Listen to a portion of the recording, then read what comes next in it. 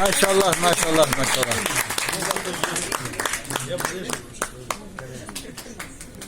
Maşallah.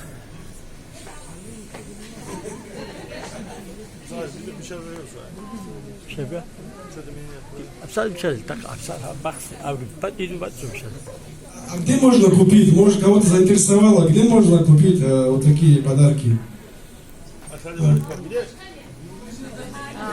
Покажи. Алипа. Алипа называется. Вот мы приобрели их там.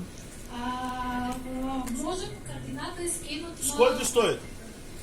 Один вот комплект сколько стоит? Цена, цена. Да, не могу сейчас озвучить. А, все понятно.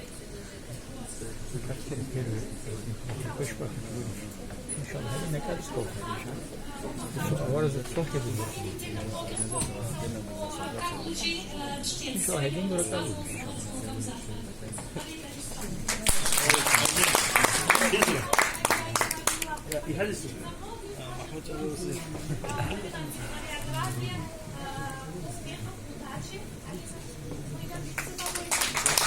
Maşallah, maşallah.